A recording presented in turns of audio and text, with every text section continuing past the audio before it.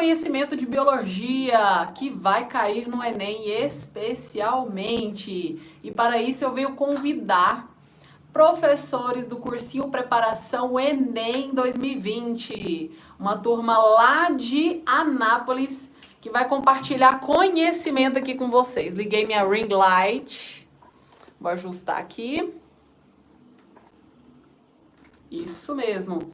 E assim que os professores entrarem, a gente dá um feedback aqui para vocês, tá bom? Vamos falar um pouquinho sobre o que vai cair na biologia do Enem? Biologia do Enem, vocês já fizeram a prova? Comenta aqui embaixo se vocês fizeram a prova, se vocês tiveram dúvida. Basicamente, na prova do Enem, o que pode cair assim de diferente do ensino médio é artigo acadêmico. É muito comum, baseado em um artigo, trazer informações a respeito da biologia básica, que está ali no ensino médio. E nesse ensino médio, que vão ser cobrados alguns detalhes ali que estão inseridos naquele artigo acadêmico. Por exemplo, em 2019, caiu um artigo sobre abelhas, frisando a importância da preservação das matas e manutenção das abelhas, porque elas são extremamente sensíveis tanto à temperatura quanto a substâncias tóxicas, os agrotóxicos. E aí eles colocaram também a bioacumulação como um efeito totalmente danoso às cadeias e teias alimentares e também a extinção de espécies, insetos sensíveis, que é o caso das abelhas, beleza?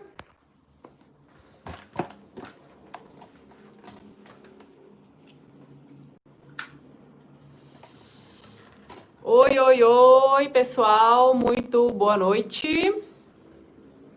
Tudo bem com vocês? Estamos aqui nessa live para passar o conhecimento de biologia que vai cair no Enem especialmente. E para isso eu venho convidar professores do cursinho Preparação Enem 2020, uma turma lá de Anápolis que vai compartilhar conhecimento aqui com vocês. Liguei minha ring light, vou ajustar aqui. Isso mesmo.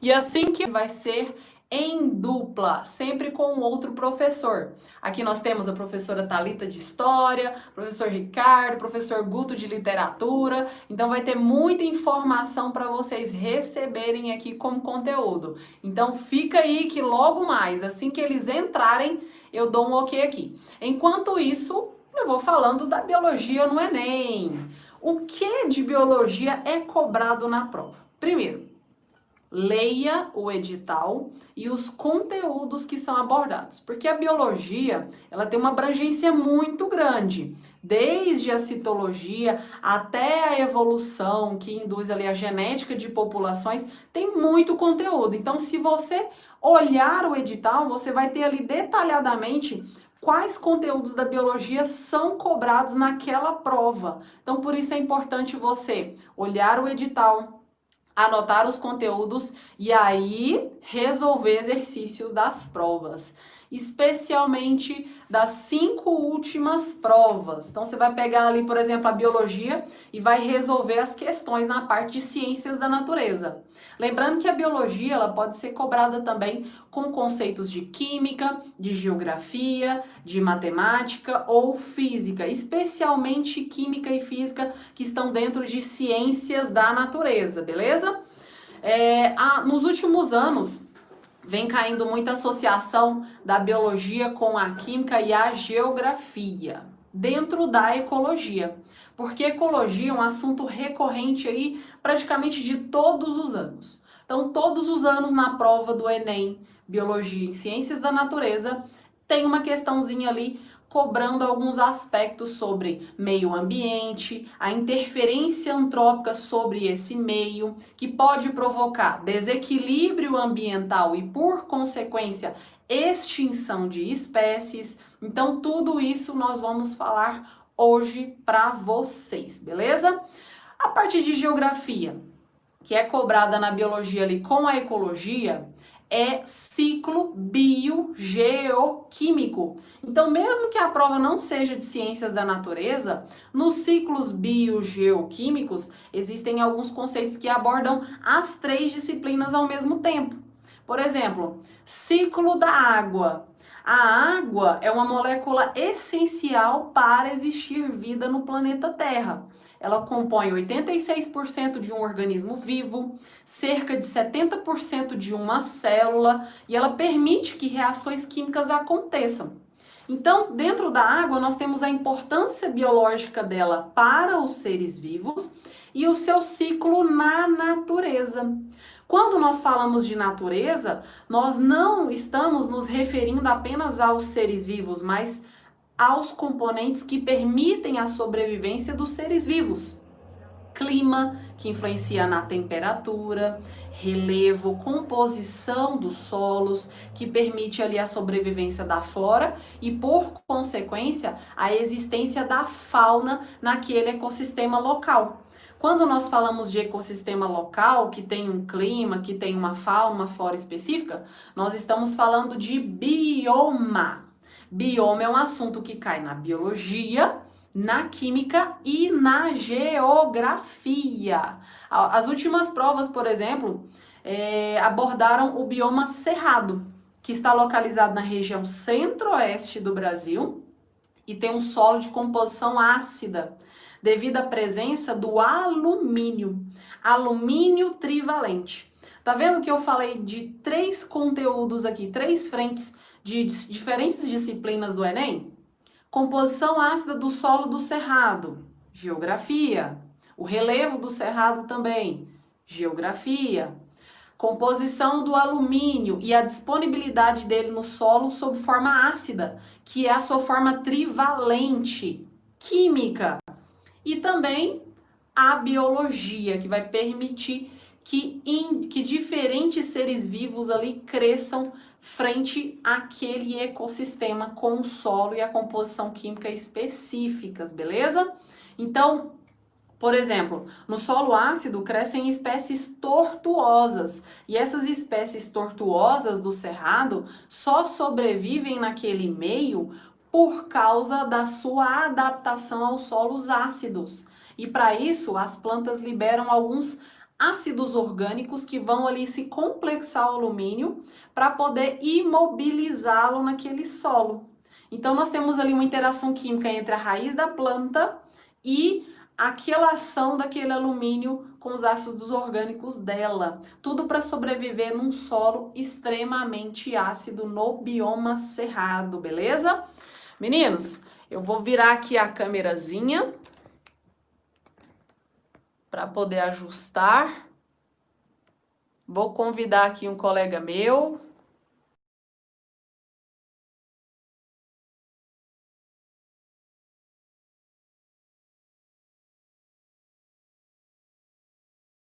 Certo deles entrarem agora para a gente ter um bate-papo sobre várias frentes aí do Enem. Hoje você vai entender sobre história, biologia, geografia, língua portuguesa, matemática, todas as frentes aí para você tirar história, para você tirar suas dúvidas, beleza? Então vamos aguardar aí os professores entrarem para começar a nossa live sensação, que vai passar todo o conteúdo para você, beleza?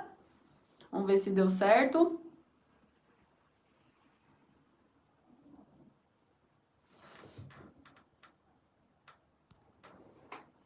Deixe-me ver, deixe-me ver.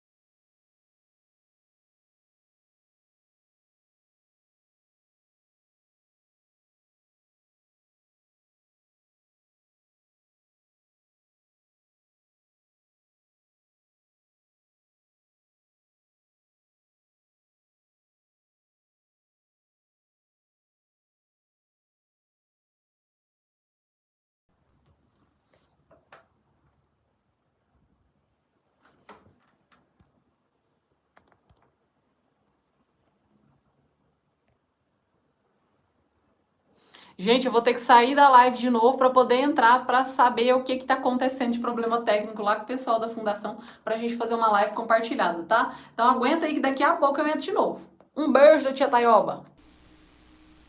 Boa noite, pessoal, mais uma vez. Bom, tivemos a professora Renata, direto de Goiânia. Como ela estava fazendo uma live de casa, tivemos alguns probleminhas com ela, nós pedimos desculpa por isso.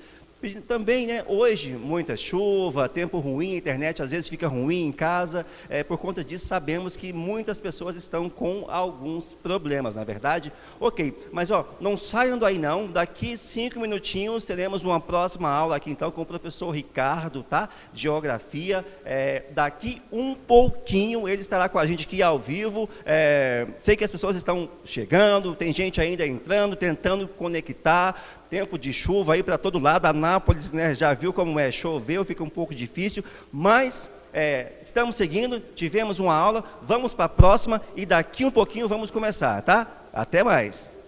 Fala, galera, estamos aqui direto de Anápolis, para todo mundo gabaritar nesse Enem de 2020/2021, né, galera? Professor Ricardo Sena com vocês, aqui para falar sobre geografia. Vamos pegar os temas que mais têm caído aí em geografia e para vocês ficarem ligados nessas dicas que nós vamos dar aqui hoje, né? Não só na área de geografia, mas em outros professores aí também, para vocês estarem gabaritando nesse próximo Enem. Vou começar jogando aqui um slide para vocês com os top 10 que mais têm caído em geografia. Vamos lá, produção, joga aí o nosso slide aí.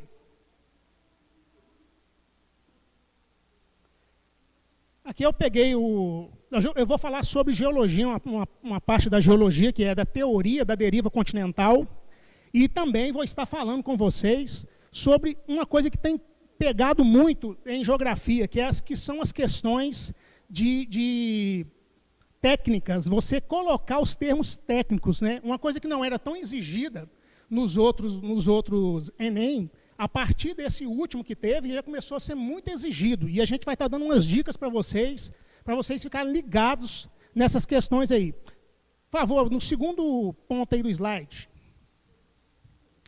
Aqui tem o top 10 que eu separei para vocês, do que mais tem sido cobrado em geografia.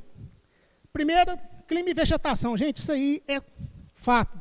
Pode estudar, porque sempre cai clima e vegetação. O segundo tópico aí que tem mais caído é a própria questão dentro da geologia. Terceiro, população. Galera, população, fica ligado, apesar que eu não acredito que vai cair algo ligado à pandemia. Eu acho isso é muito improvável, eu acho que não vai cair.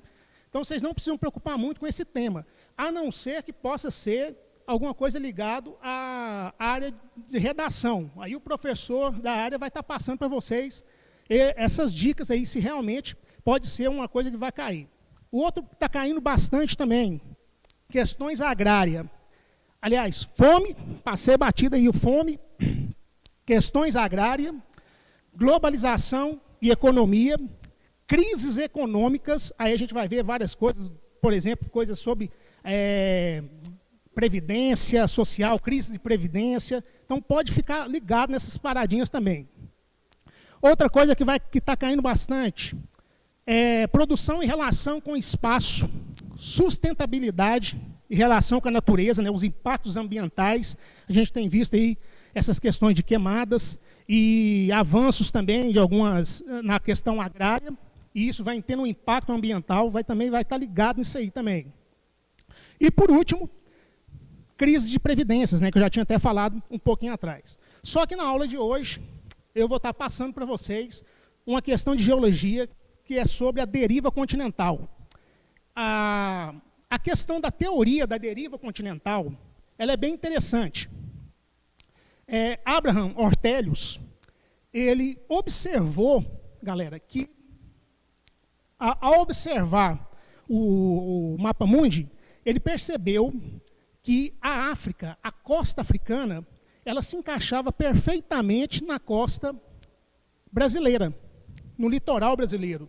E ele começou a chegar à conclusão que um dia poderia ser que tudo aquilo esteve ligado. Só que naquele período ninguém deu muita moral para ele, ninguém achou que aquilo ali poderia ser uma coisa que poderia ter acontecido. E um tempo depois, nós vamos ter o Wegener. O Wegener, ele vai vir também com um estudo, e através desse estudo, ele percebeu o seguinte. E uma coisa muito interessante, cuidado para não confundir teoria da deriva continental com placas tectônicas. São dois assuntos totalmente diferentes, tá, galera? A gente não pode confundir e achar que é a mesma coisa. Então, são coisas diferentes. Na questão da teoria da deriva continental, o que aconteceu, então, com Wegener? Ele foi fazer um estudo e observou que alguns fósseis de animais, de plantas, que tinha na África, também se encontrava no Brasil. Então, ele começou a ter a ideia de que tudo um dia foi um bloco só, que é a famosa Pangeia. Só que teve um problema, ele não conseguia provar a força motriz que movia, então, esses blocos, né? Quando teve essa divisão, ele não conseguiu provar como que era essa força motriz. Então, ele foi desacreditado, ele foi ridicularizado, né? Por ter falado que os continentes eles estavam em movimentos. Mas na ideia dele, ele também não tinha como saber ainda, não tinha uma tecnologia que mostrasse para ele a forma que isso acontecia. Põe para mim aí o slide aí, produção. Pode passar aí. Pode passar. Pode passar. Pode ir. Mais uma. Só uma pergunta aqui na produção. Essa imagem chega para a galera também ou não? Então, beleza. Então, beleza, galera. Observa aqui. Essa é um exemplo da teoria dele, que era uma teoria correta. A dorsal mesoatlântica, se você pegar entre Brasil ou América, né, Latina, América do Sul, e também a África, você vai observar que tem ali, no meio, uma formação de cadeias. Só que são uma formação de cadeias novas, porque nesse círculo que está mais afastado, se você observar esses dois círculos, ali são cadeias antigas, né, formação rochosas antigas que um dia foram próximas. E à medida que vai tendo esse afastamento, ela vai formando essa nova cadeia bem no centro, dividindo esses dois, que a gente chama, então, de dorsal mesoatlântica. Fica ligado nesse nome, que isso aí, como eu disse para vocês, essas questões técnicas é o que está pegando muito nos Enem. Pode passar aí.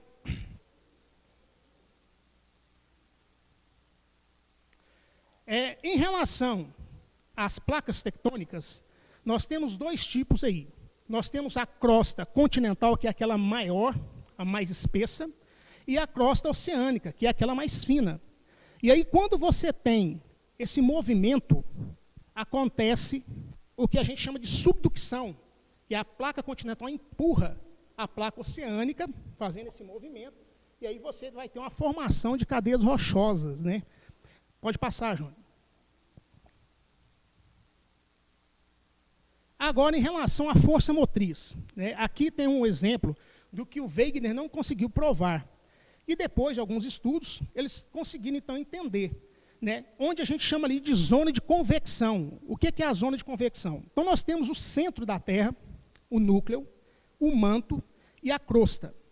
O que acontece ali é quente, muito quente, chega a 6.000 graus. E na crosta, 1.000 graus. Então, o que acontece? Esse magma ele vai aquecendo e ele começa a subir. E aí, quando chega mais em cima, ele esfria. Aí você fala, mas professor, mas 1.000 graus é quente pra caramba. Sim, é muito quente, mas em vista dos 6.000 lá, é bem aquém.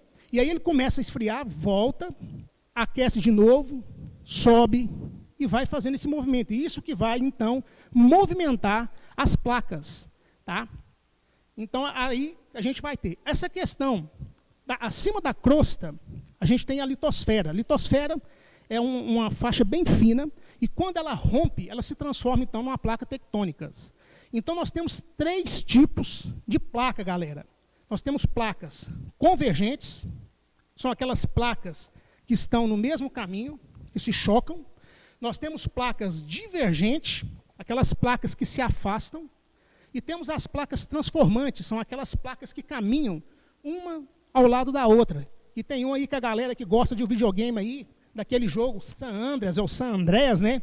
Que é a placa, aquela falha de San Andreas, que é justamente essa placa que caminha uma do lado da outra. Põe aí, Júnior, próximo.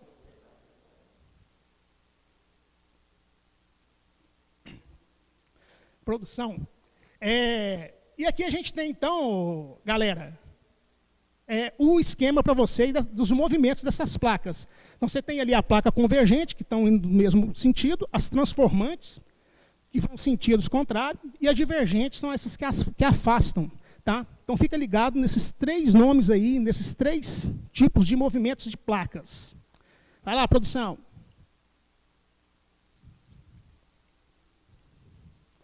Aqui vem o ponto que eu queria falar com vocês em relação a esses termos técnicos. Tá? O sismógrafo, por exemplo, quando você tem um terremoto, o que vai captar o movimento dessas placas são o sismógrafo. É ele que vai medir, que vai fazer o que está acontecendo lá embaixo, lá, o movimento dessas placas que estão em constante movimento o tempo todo. Então, quem faz isso é o sismógrafo. Agora, o que vai medir a intensidade de um terremoto, aí é a escala Richter. Você vai pegar essa escala que vai de 0, na verdade ela vai de 0 a infinito. Mas por que falar vai de 0 a 9? Porque se passar disso, provavelmente, os cientistas falam que a Terra pode até rachar, né? Então essa escala ela começa então em 0, vai subindo. Pode passar a produção. Pode passar mais um. Aqui vocês observam por esse gráfico a intensidade de um terremoto. De leve, para médio, para alto, para grande destruição e super destruição, aquele que vai detonar tudo. Isso também vai ser muito relativo, dependendo da região que isso acontece, galera. Se você pegar um terremoto de 5,5 no Japão, é um local que já está preparado para esse tipo de situação. Agora você pega um terremoto de 4, que é menor do que o que teve no Japão, um exemplo que eu estou dando para vocês, no Haiti, que não está preparado para isso, o que vai acontecer? A destruição vai ser bem maior. Então, não confunda a destruição com a questão do grau de intensidade. Pode passar aí, produção. Produção, quando estiver faltando aí 3 minutinhos, beleza. Outro termo que ficar ligado, galera, hipocentro e epicentro. Esse aqui é bem interessante, porque às vezes você está assistindo uma reportagem, e aí eles falam assim, teve um terremoto no Chile, e o epicentro dele foi a 20 quilômetros de Santiago, com a intensidade de 6,2. Quando fala isso, não quer dizer qual é realmente o grau que foi esse terremoto, porque o grau que é medido é no hipocentro. O hipocentro é lá embaixo, no centro mesmo da crosta. Ali que tem a falha, que tem o tremor, e aí você vai ter uma ideia do que foi a intensidade. Então, vamos supor, ele pode ter tido lá 7,5 no hipocentro, mas quando ele chega no epicentro, que é a parte de cima, ele vai ser medido com um grau bem menor, porque até chegar ali ele vai perdendo forças. E aí, então, você tem, então, hipocentro é onde acontece o terremoto, e o epicentro é onde ele é sentido na superfície. E muita gente confunde isso aí. Muita gente não fica ligado, não fica percebendo essas questões. E quando vai ter uma notícia, até a pessoa que está dando a notícia, ela às vezes se enrola sobre isso, não sabe bem o que ela está falando. E às vezes ela fica falando que foi o real tempo do tremor. Agora fica ligado, para vocês não esquecerem disso. Fiz um funkinho aqui para vocês ficarem ligados nessa parada. Põe aí produção no funkinho. Pode passar. É uma paródia, todo mundo conhece a Ludmilla. Ela fez sucesso porque não me conhecia primeiro, senão ela tinha rodado aqui nessa música comigo, velho. Mas olha aqui, é bem facinho. Depois vocês vão pegar isso aqui, não vai esquecer mais essa questão de hipocentro e epicentro. A paradinha é assim: já vou logo avisando que o tremor não é marcado. Din, din, din, o tremor foi bem ali. Din, din, din, o tremor foi bem ali. Se liga, estude, presta atenção na atitude. Se as placas se encontram no sismógrafo, está marcado na escala Richter. Você vê o resultado. Vai lá, galera. Passa aí, produção. Ao vivo, quem sabe faz ao vivo. Tem mais um aí, pode ir. Ô, louco, meu. Vamos começar de novo. Depois desse aí você passa aí, produção. Vai, volta lá. Vamos começar de novo. Já vou logo avisando que o tremor não é marcado. Din, din, din, o tremor foi bem ali. Din, din, din, o tremor foi bem ali. Se liga, estude, presta atenção na atitude. Se as placas se encontram no sismógrafo, está marcado na escala Richter. Você vê o resultado. O tremor do hipocentro dá no fundo lá da crosta. E o epicentro dá do lado de fora. A concorrência está tão grande, mas não vou desanimar. Eu vou ativar o meu modo estude. Din, din, din, o Enem está bem aí. Din, din, din, o Enem está bem aí. É isso aí, galera. Valeu. Abraço para todos. E fica ligado que vai dar certo, galera. Tenha fé. Boa noite, boa noite, boa noite. Aqui é a professora Thalita, diretamente do Preparação. Moçada, nós vamos iniciar o nosso diálogo pensando na perspectiva da história, porque quando nós falamos de história, tem gente que acha que quem vive de passado é museu. E euzinha, estou aqui para mostrar para vocês as últimas questões do Enem. Você não vai errar mais. Eu estou com uma produção muito bem preparada. Roda aí, produção. Quando você pensa no conceito de história e no Enem, qual a primeira coisa que nós temos que olhar? Dar uma olhada bem específica nos conteúdos que são pensados no Enem. Galera, há alguns anos atrás, nós partíamos do pressuposto de que a história era marcada principalmente por decorar datas e nome. A Thalita está aqui e vai te falar que essa perspectiva tradicional da história caiu por terra. Então, as novas perspectivas do Enem, elas sinalizam a interpretação de documentos históricos, e eu garanto, moçada, que todos vocês têm documentos históricos em casa que, percebendo na ótica da historiografia, é potencializado. Roda para mim, produção, e vamos que vamos. Próximo slide, nós vamos pensar o que são documentos históricos, professora.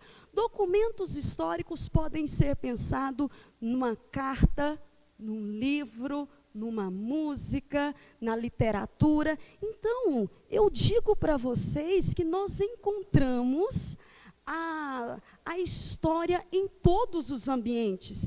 O meu próprio nome, ele carrega uma historicidade. O nome de vocês carrega uma história.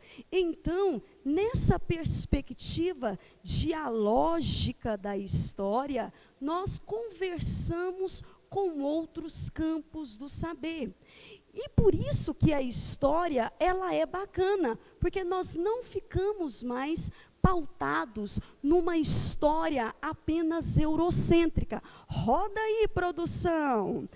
Nessa perspectiva, essa garota, ela está vislumbrando a aprovação, e os vestibulares têm pensado na história em uma perspectiva prática, moçada. Ou seja, a história pensada a partir dos grandes fatos e dos grandes nomes, ela tem sido repaginada para que vocês e eu entendam a história no cotidiano. Por exemplo, Grande Guerra, século XX tem guerra. O que, galera? A Primeira Mundial. Então, nós podemos pensar a história além do livro didático. E os professores e as professoras que têm elaborado as questões do Enem ou de outros vestibulares, partem dessa ideia de não configurar mais a história marcada apenas pelas verdades ou escrita a partir de homem. Anota a diquinha. A diquinha, ela é a seguinte: a história, ela é pensada quando fez a divisão da história em antiga. Mexe a boquinha, fala aí comigo. Antiga, média, moderna e contemporânea. Quem escreveu a história foi a Europa. Por isso que o vestibular utiliza um termo, a história eurocêntrica, ou seja, uma história contada a partir da Europa. Pode passar para o próximo e vamos que vamos, rumo à aprovação com preparação. Então, eu trouxe para vocês, não desespera, eu trouxe para vocês quais são os componentes curriculares ou os conteúdos que vocês têm que estar atento. Galera, uma palavrinha recorrente nos vestibulares é a diversidade cultural, que tem sido sinalizado em questões. Por exemplo, o conceito de cultura.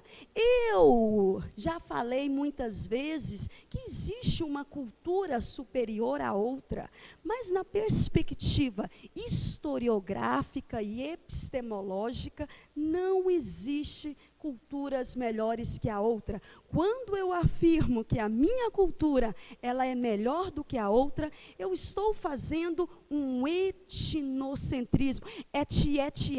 Etnocentrismo é a supervalorização de uma cultura em relação à outra. E quando eu falo em cultura, existem dois tipos de cultura. A cultura mexe a boquinha e fala, material. E o tipo de cultura imaterial. A cultura material é aquela que nós podemos pegar. Por exemplo, um turbante.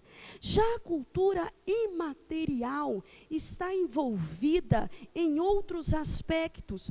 Por exemplo, eu não consigo pegar a fé, eu não consigo pegar o amor ao futebol ou ao carnaval. Anota essa, cultura não é aquilo apenas do que gostamos. A cultura, ela envolve vários e vários segmentos. Então, existe dois tipos de cultura. Anota essa, a cultura material e a cultura imaterial. Começa a anotar, galera, no seu dia a dia, percebendo na prática, quais tipos de cultura você tem em contato? Lembrando também que nessa definição nós temos a cultura popular e a cultura erudita.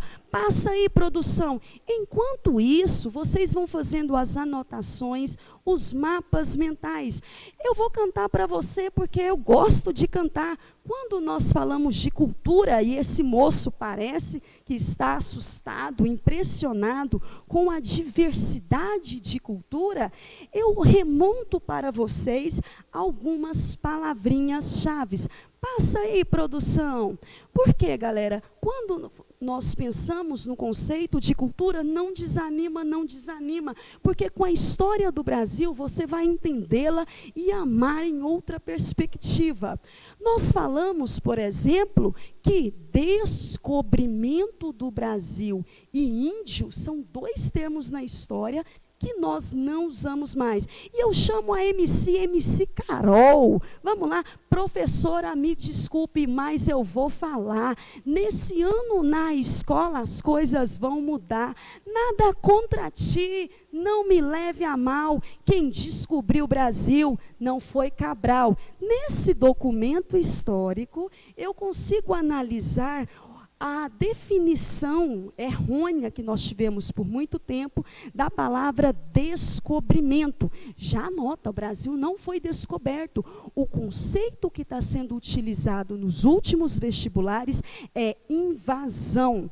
E o Pedro Álvares Cabral achou que estava chegando às Índias e nomeou esse povo de índio. Gostou, gostou, gostou? Vem para cá, porque cantando para vocês eu vou narrar outra música. E o bandeirante quer tesouro, ataca quilombo, caça índio, e em Minas é ele que vai encontrar o ouro, é ele que vai encontrar o ouro, riqueza todos gostam. É nessa perspectiva, moçada, que nós vamos trabalhar nas nossas aulas de história, utilizando documentos históricos. Eu aguardo vocês, façam as resoluções das listas, nos procurem e nós estamos preparados para a aprovação. Beijos, beijos, beijos, beijos, moçada. Até a nossa próxima aula. Acho que uns 30 anos com literatura, e hoje a gente está aqui para conversar com vocês um pouco sobre a prova de vocês do Enem, que acontecerá em janeiro. Beleza? Então pegue aí uma caneta, um papel, e a gente tem algumas dicas maravilhosas para vocês. Beleza, Marcelo? Aqui, muito obrigado, Guto. Aqui é o professor Marcelo Paiva, não é? E a pedido da nossa coordenação aqui do curso de preparação, estamos fazendo esse bate-bola aqui, Marcelo Paiva e Guto, como está colocado aqui, né? Atualidade, geografia e literatura. Nós vamos bater uma bolinha aqui, não é, Guto? Isso mesmo. Tá? E foi preparado para vocês aí uma apresentação que é sobre temas, né, de atualidades e geografia no Brasil, que podem ser abordados no Enem, que vai ser apresentado. Pessoal, aqui não tem ordem, já. Não tem ordem nenhuma. Aqui eu vou atrapalhar o Marcelo vai me atrapalhar, certo? Ok. Vocês acabaram de assistir um vídeo aí, muito comum, todo mundo acompanhou aquele filme Tropa de Elite, e que tem o Capitão Nascimento, né? E que ele fala de estratégia, aí ele manda os alunos dele anotar, vai cobrar na prova, vou cobrar na prova 01, 08, não sei o quê. Gente, e aquilo ali, por incrível que pareça, é extremamente pedagógico. Eu acho aquilo pedagógico. Só não seria politicamente correto hoje. Não é politicamente correto, mas é pedagógico. Porque olha aqui, nós precisamos de tudo na vida, de estratégia. Ah, vai cair, vai iluminar aqui, vai... Não, você precisa de estratégia.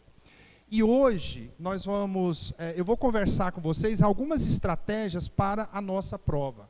Como vocês sabem, nós estamos vivendo um período de exceção. Então, eu só vou encontrá-los novamente em dezembro. Mas até dezembro, eu preciso que vocês trabalhem para mim. Tá? Por quê? Porque no único lugar do mundo que sucesso vem antes de trabalho é no dicionário. Dicionário, meu irmão. O único lugar do mundo que sucesso vem antes de trabalho é no dicionário. Beleza? É uma coisa bem piegas, mas beleza, funciona, né, Guto? E ele está falando para a gente não olhar para cá, para olhar para lá. Para onde não pode pra olhar? cima. Para cá. Beleza. Beleza? Então o Marcelo vai falar, depois eu volto para falar um pouquinho de estratégia com vocês, da prova de linguagens e códigos, para ajudá-los a fechar essa prova. Aqui beleza? Então falou. Manda ver, Marcelo. Tem a outra também, Guto. Lá, pode olhar para tudo. Beleza. Aproveitando que o Guto falou de estratégia, parece brincadeira o que eu vou falar, né? Mas, por exemplo, o aluno que não tem estratégia, pensamento estratégico, ele vai chegar lá no local de prova faltando algum documento que é exigido para ele entrar, algum objeto que ele precisa levar, não é não, Guto? E aí é aquele aperto. Então tem gente que faz uma fortuna em porta de local de prova vendendo caneta para os esquecidos, né? Então é um pequeno exemplo de atitude estratégica, né? Você precisa antecipar aos fatos. É por isso que tem o cursinho preparação, né? E é por isso que nós estamos aqui, já é 2018, 19 e 20, não é, Jaqueline? Né? Que nós estamos aqui nesse projeto. E vamos lá, pode passar aí o que eu preparei, por favor, né? O que foi preparado por nós, que nós iremos então, como eu falei para vocês aí, temas e conceitos de geografia e atualidades. Data de hoje, 22 de outubro, véspera dos 80 anos do Edson Arantes do Nascimento, né? Então vamos lá. Manda bala. Olha só, pessoal. Pensando em temas de atualidades e geografia para o Enem, como está colocado aqui, ó. Não é a primeira vez que eu exponho esse material. O próprio Guto, que está aqui, já participou comigo nesse material, né? Brumadinho, 25 de janeiro de 2019. Ou seja, quando tinha 30 dias que havia passado o Natal de 2018, o Brasil mal amanhece e uma nova tragédia acontece no país, né? Por isso que, você pode passar adiante, né? Eu já vi este filme. Galera, por que essa expressão está colocada aí dessa forma? Vocês vão observar também que eu coloquei um monte de reticências aí no material. Por que isso? Porque a expressão "eu já vi esse filme" significa que é algo até bem recente, ou de pessoas que estudaram assuntos de história, fatos históricos. Então, quando você tem conhecimento de determinados assuntos da história, sociologia, filosofia, do conjunto da sociedade, você vai ver que a história se repete, né? Nesse caso, o que se repetiu foi uma tragédia. Então, novamente aí, vamos lá. Eu já vi este filme, pode adiantar. 5 de novembro de 2015, ou seja, né, antes de 3 anos e pouco, antes do que aconteceu em 25 de janeiro de 2019, o Brasil também foi atingido por uma tragédia. E essa tragédia envolve a produção de um grande bem mineral brasileiro, de um produto que é uma commodity mineral. Beleza? Então o que acontece? É um dos conceitos que está colocados aí para frente. Pode adiantar aí, amigão. 5 de novembro, no distrito de Mariana, não foram acidentes. Vocês irão construir textos, né? O aluno, o jovem, o estudante que está se preparando para o Enem, ele constrói muitos textos, né? Ele redige muitos textos. Então eu vou dar uma dica para vocês. Estas catástrofes que acontecem no Brasil, nenhuma delas você pode chamar de acidente, porque foram eventos que são o resultado. Eles podem ser o produto, que no caso é o resultado da multiplicação, né, Guto? Ou pode ser a soma, que é o resultado da adição. É a soma ou produto de negligência, de lobby político, de excesso de poder econômico, de incompetência mesmo, improbidade administrativa e ganância. Marcelo, Né? só desculpa interrompê-lo. Se o Jô Soares fala assim, eu posso falar também. Sem querer te interromper, mas interrompendo. Fala aí, Jô. Até Pessoal, porque você já fez o papel olhando do Jô. aqui, para cá e para cá, beleza?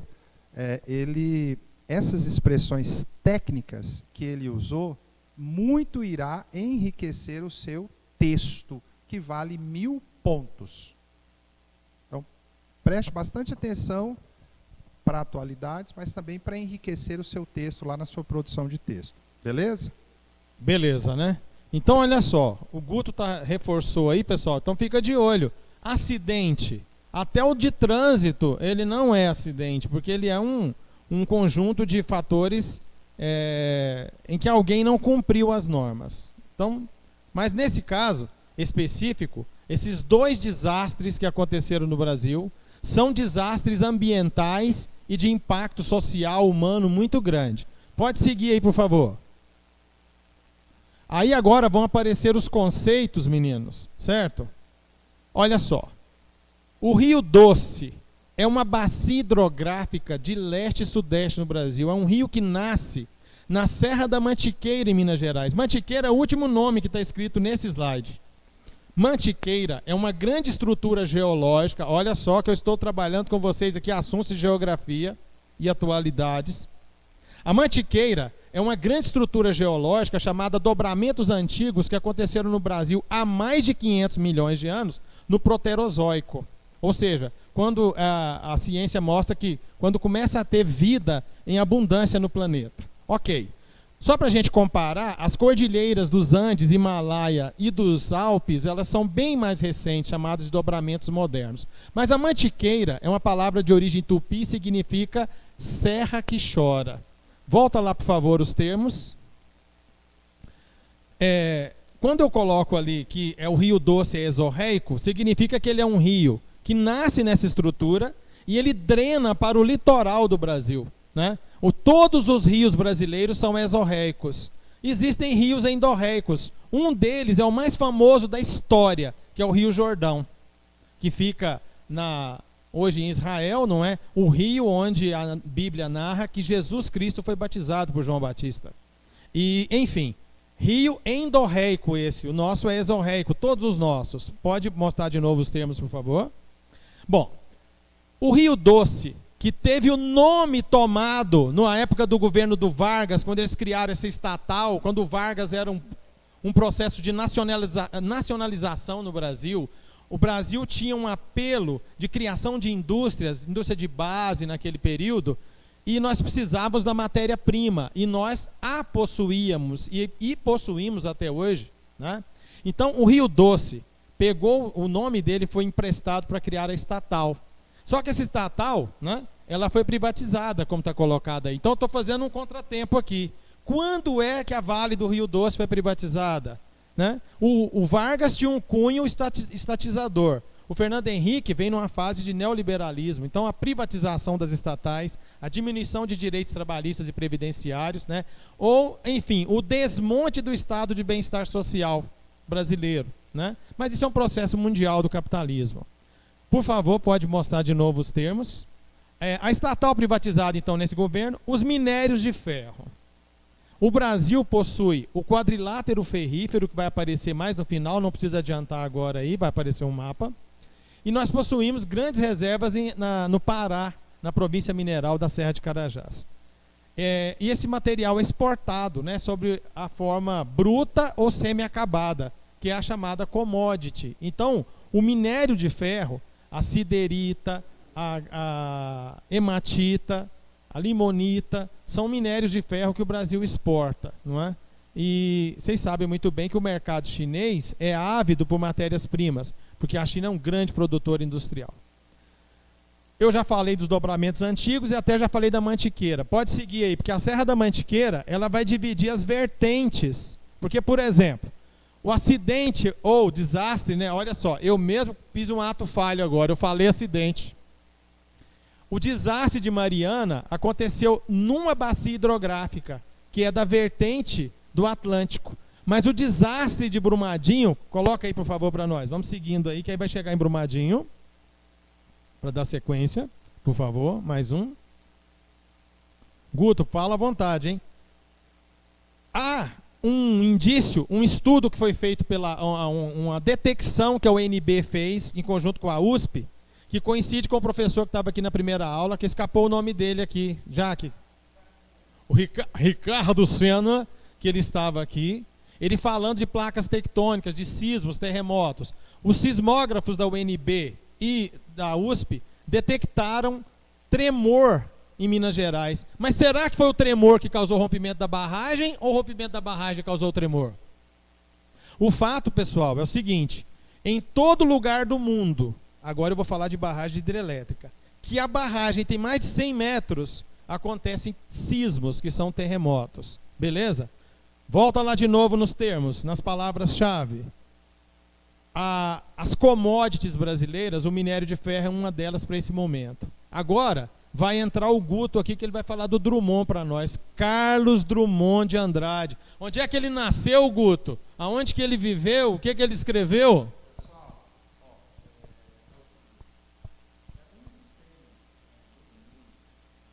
Estratégias do Enem é a interdisciplinaridade. Hoje aqui, a gente está só apresentando um trabalho, mas nós vamos ter que falar sobre interdisciplinaridade, através dos intertextos. Então, o que acontece? Eu gostaria de conversar com vocês o seguinte. Nós abrimos a aula falando de estratégia. A prova de linguagens e códigos, ela vai te apresentar uma redação valendo 1000 pontos e uma prova valendo 450 pontos. E você não tem tempo suficiente para fazer essa prova. O tempo ele é apertado. Então, assim, o que eu sugiro a vocês? Primeiro, D de disciplina. D de disciplina de estudo. Tá? D de disciplina de estudo. Estabelecer o horário, separar esse horário. Eu sei que é difícil, online, essas coisas, mas alguém, eu dando uma palestra em algum lugar, perguntaram assim, professor, 2020, qual é a palavra para você 2020? Eu falei, oportunidade. Quisera eu ter 17 anos novamente, para eu pleitear aquela vaga de um vestibular tão concorrido. Porque aquele aluno que tem disciplina, ele vai conseguir a vaga dele. E aquele aluno que é um pouco mais relaxado, ele vai ficar para trás. Então, para mim, 2020, com todas as dificuldades, é um ano de oportunidade. Falando da prova, vários professores já falaram do TRI. E que poucas, não sei se poucas ou muitas, mas que é muito importante. Você deixa eu falar um pouquinho de 2020? Fala.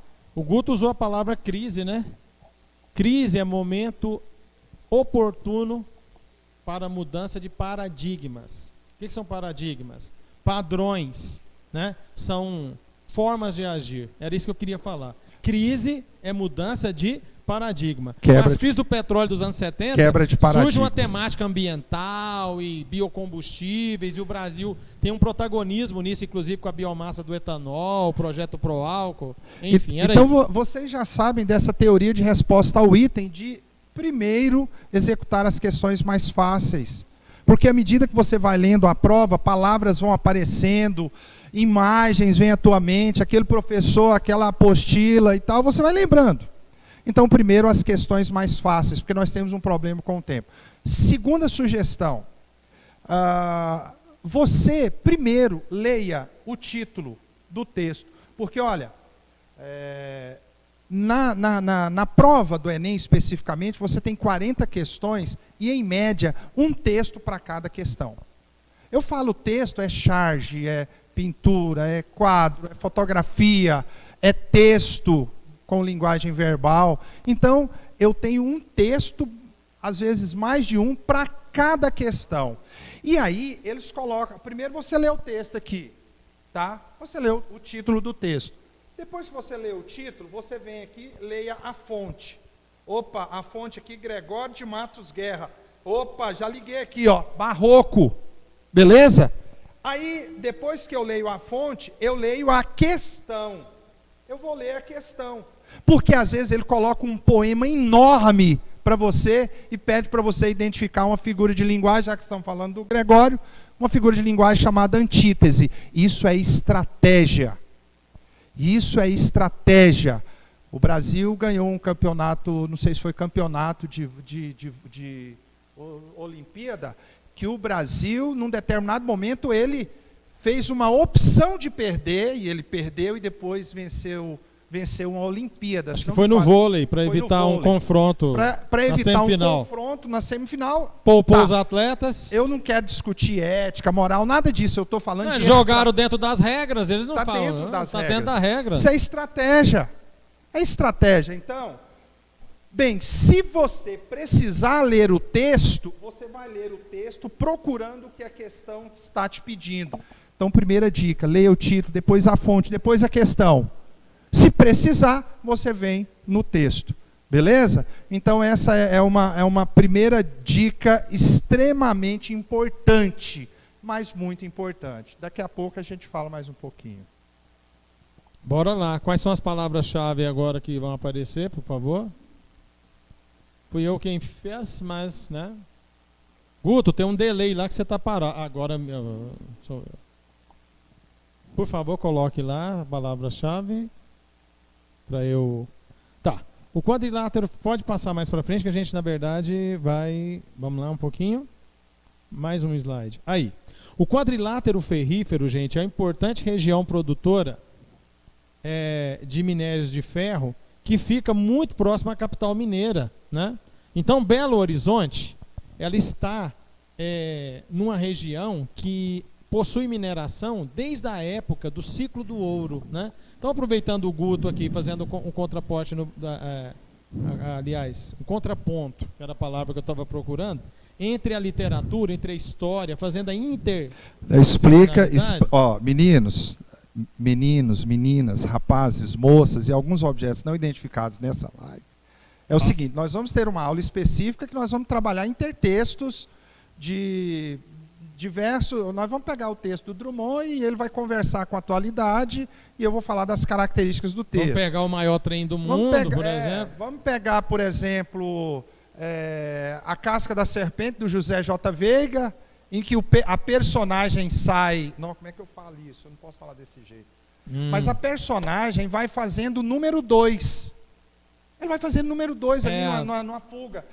E aí, aí nós vamos entender o porquê disso. Pode dizer que ela estava atendendo o chamado da natureza. Isso, da vegetação, os sertões. Então nós temos uma aula específica para trabalhar atualidades, geografia dentro dos textos, tá bom? E também resolução de questões anteriores, né? Tá.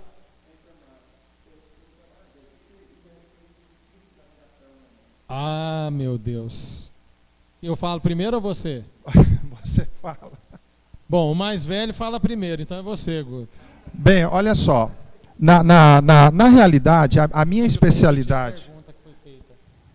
A pergunta é sugestão de títulos para redação.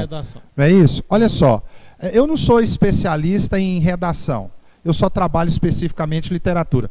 Mas eu posso dizer para vocês que, pela leitura, os temas não serão temas polêmicos. Temas em que... E isso não é de agora, de 2 anos para cá. Se você observar... os temas nos últimos 5, 6 anos, eu tive temas que você não fica com raiva do governo, você fica com raiva do ser humano. Por exemplo, eu tive lá violência contra a mulher, foi um tema que caiu. Eu tive trabalho infantil, né, que são temas, eu estou tentando lembrar... A máquina de chuva da Amazônia, acho que é 2011 ou 12. Então, assim, eu vejo que será um tema, por exemplo, meio ambiente, sempre em alta, sempre em voga. Mas aqui no cursinho você pode ter certeza que a professora especialista de produção de texto, ela vai, todo ano eles gabaritam, não é obrigação do professor de redação, mas todo ano aqui eles gabaritam o tema da redação. Agora, o que eu te aconselho é uma boa leitura, tá? É você ouvir uma música, ler um texto, depois dessa aula aqui, você buscar informações disso aqui. De tudo que foi colocado como palavra-chave, palavra-chave, para você ter uma visão mais ampla de como produzir esse texto. Beleza? Quando o Guto usa a palavra leitura, leitura de mundo, né, Guto? Leitura do mundo, ela é holística, porque você precisa ter diversas fontes e modos de percepção. Vocês são muito jovens, vocês são muito espertos, mas inexperientes. As pessoas já mais raposinhas velhas como nós têm uma leitura de mundo muito mais apurada. Isso é um fato que vem pela experiência. Quanto ao tema de redação, o Guto falou de tema polêmico. Por exemplo, vai cair eutanásia no Enem, Guto? Aborto? Célula-tronco? Tema adesivado não vai cair, mas, gente, deixa eu escrever 2 palavras aqui.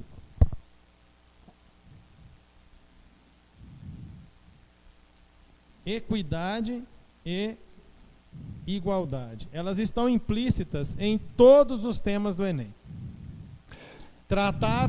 Criar situações que beneficiem pessoas que têm necessidades especiais, por exemplo, é um exemplo de equidade. A igualdade é a isonomia. Todos são iguais perante a lei. Mas tem gente que precisa de uma adaptação. Mais ou menos isso. A igualdade e a equidade está implícito lá. Fica de olho nisso, a linha de adivinhar tema. Na realidade, as propostas de redação do Enem têm sido propostas até para a gente se moderar como ser humano. Né? Então, eu vejo que, indiretamente, eles trabalham temas para a gente melhorar como ser humano. Olhar para a gente e falar assim, mas que... Não pode falar, desculpa. Isso. Nós somos uma porqueira, como diz lá na minha terra. Os princípios fundamentais da Declaração Universal dos Direitos do Homem, da ONU, eles norteiam esse tipo de coisa que o Guto está falando, que é a tolerância.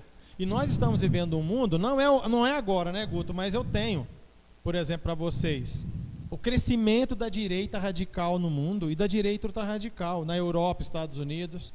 Eu não vou citar os nomes dos personagens aqui agora, porque nem é hora, mas eles são intolerantes, que ao contrário do que o Guto falou, que o tema do Enem deseja que você tenha um discurso ponderado, tolerante, que você aceite o diferente, né? Então, isso é muito importante lá, mais até do que adivinhar tema. Agora, é claro, gente, vocês acham que o César Cielo, que é aquele pontinho amarelo rápido na piscina, né, o César Cielo, vocês acham que ele virou recordista mundial dos 50 metros nado livre e medalhista olímpico deitado numa rede curtindo preguiça? Ou ele virou um atleta de alta performance treinando? O estudante é um atleta do conhecimento também, tem que treinar. Senão você vai chegar lá, não sabe nem aonde é que abre esse laço que você tem que, né? Esse novelo que você tem que desenrolar lá na hora da prova. Tá certo, galera? Beleza? Guto, e agora? Não, agora eu só respondendo a pergunta que era sobre os temas de redação. Isso, mas agora eu gostaria... Nós demos o nosso parecer.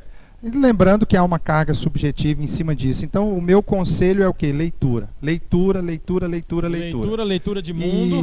E vocês terão contato com a gente vai conversando sobre isso aí. Agora, olha só, para fechar essa minha parte, eu gostaria que vocês fizessem o seguinte, ó. Estratégia. Pegasse a primeira série. Conteúdo da primeira série. Mais na frente eu vou falar para vocês quantas questões de figura de linguagem caíram no Enem. Por exemplo, qual é a figura de linguagem que mais cai no Enem? Metáfora. Já estou falando. A segunda que mais cai? Metonímia.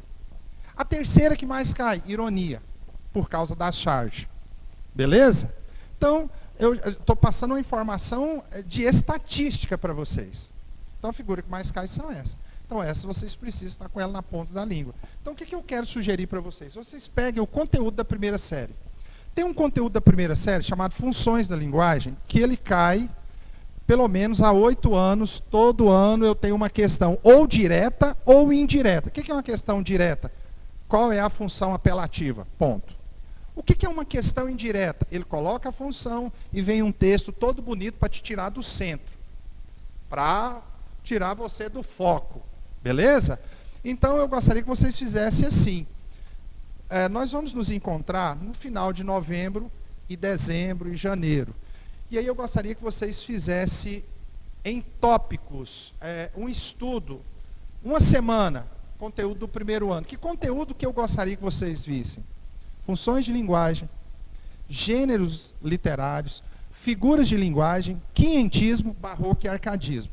Professor, o que eu vou fazer? Você vai escrever assim, barroco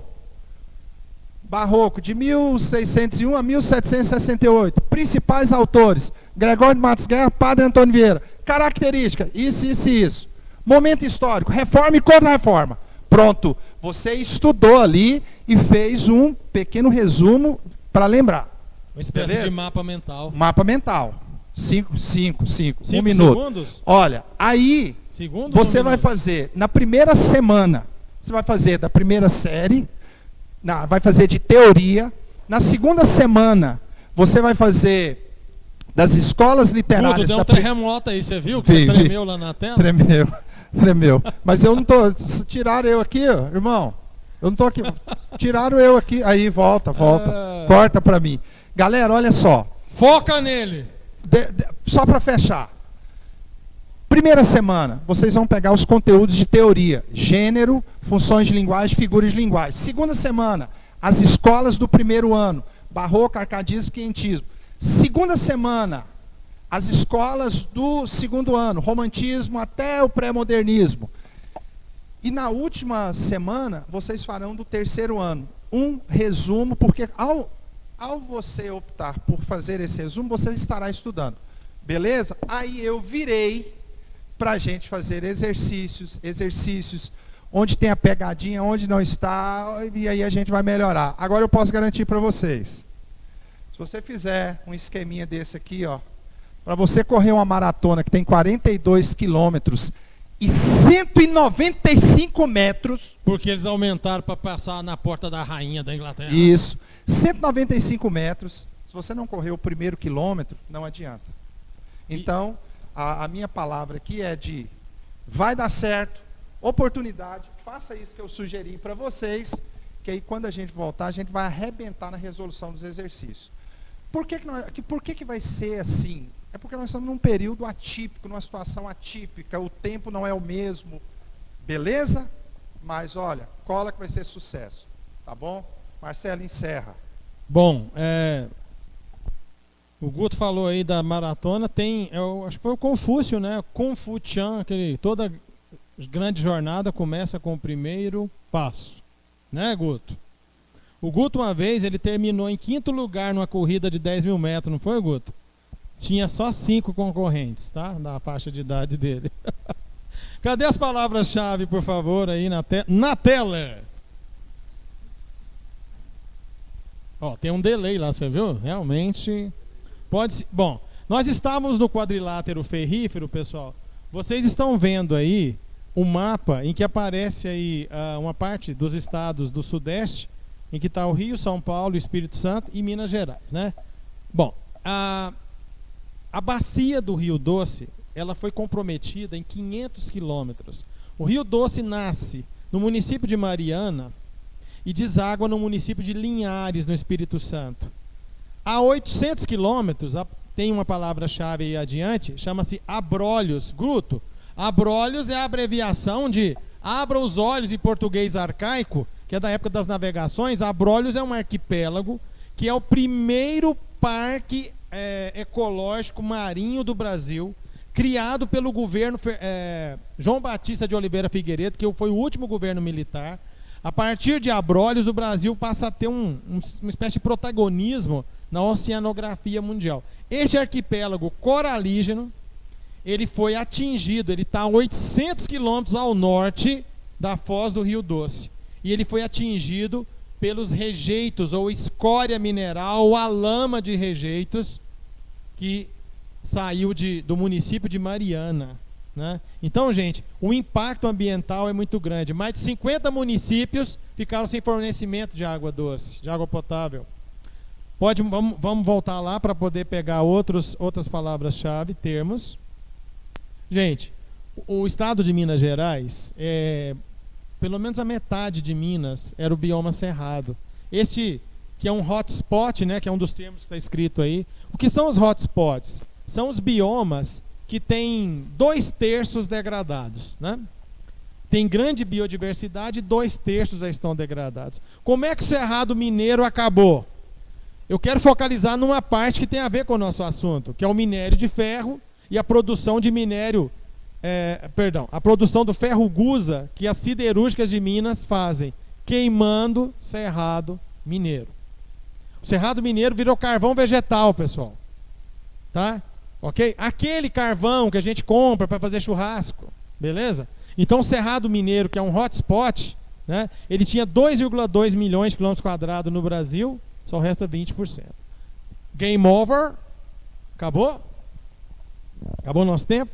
Bom, quase que chegou tem 2 questões que eu tinha preparado para resolver com os meninos. Fica para a próxima. Pessoal, mas vamos manter o foco, tá? O pensamento positivo, trabalhar. Siga essas orientações que eu falei para vocês. Primeira semana, as teorias lá do primeiro ano. Segunda semana, as escolas do primeiro ano. Terceira semana, as escolas do segundo. Quarta semana, as escolas do terceiro. E a gente entra fazendo exercício e dando alguns macetes, assim. Hoje só foi uma apresentação aqui, tá bom? Mas eu acho que de grande valia, beleza? Um abraço grande para vocês. Como eu sempre digo, Deus está no comando. Amém. Fiquem com Deus, pessoal. Até a próxima. Tchau, tchau.